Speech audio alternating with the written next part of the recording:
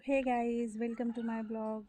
मैं आप लोगों से आज कुछ शेयर करना चाहती हूँ जो कुछ दिनों से हमारे साथ हो रहा है।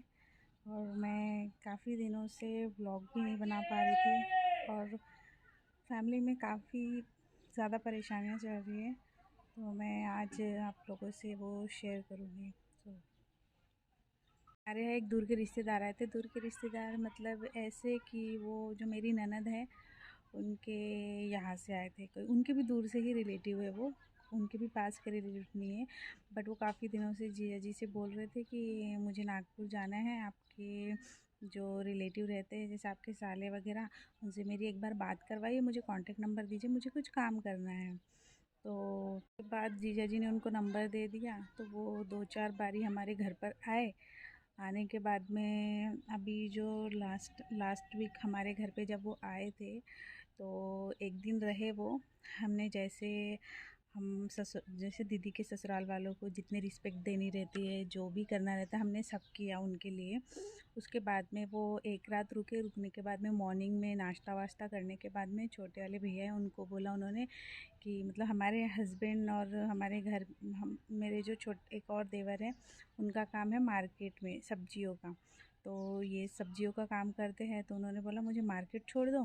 तो छोटे वाले भैया ने उनको मार्केट छोड़ दिया। मार्केट छोड़ने के बाद में वो मेरे हस्बैंड से बोलने लगे कि मुझे गाड़ी लोड करवानी है प्याज की। तो उन्होंने बोला मुझे ये सब समझता है नहीं प्याज वगैरह के बारे में, हम तो हरी सब्जियों का व्यापार करते हैं। तो उसके बाद उन्होंने बोला चलो मुझे दिखा दो। के बाद में उन्होंने बोला मुझे चलो दिखा दो आप। तो वो काफ़ी टाइम तक तो बिज़ी ही थे काम में। जैसे वो 2:30-3 बजे फ्री हुए अपने काम से, उन्होंने उनको बोला चलो चलो चलो, तो उन्होंने वो इंसिस्ट किए, तो वो चले गए उनके साथ में।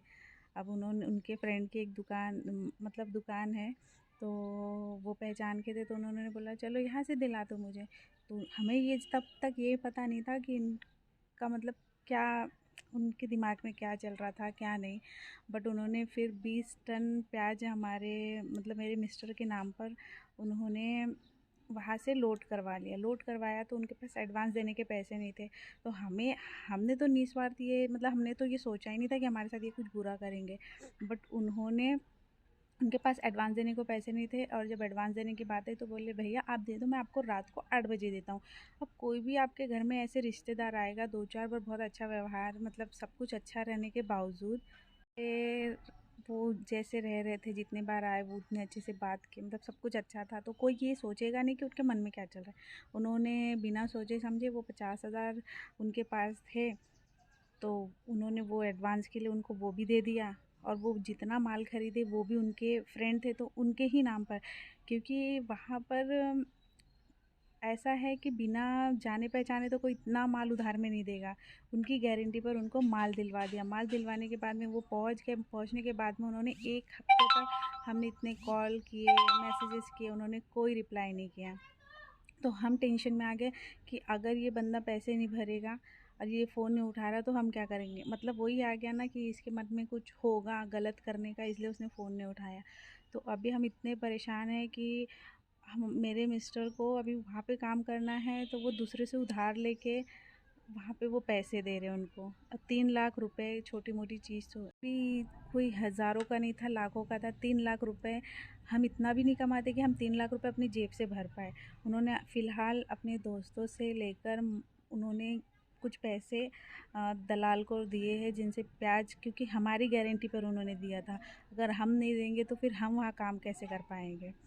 तो ये बंदा अभी 1 हफ्ते से फ़ोन नहीं उठा रहा है गाइस। तो ये मतलब मैं इसलिए ये शेयर कर रही हूँ कि आज के ज़माने में ऐसा हो गया कि कोई अगर हमारे घर में आता है, तो हम उन पर इतना भरोसा नहीं कर सकते कि उनके साथ कुछ ऐसा करे, या फिर अपने पैसे इन्वेस्ट करे उन पर, या फिर उन पर भरोसा करके कुछ पैसे दे।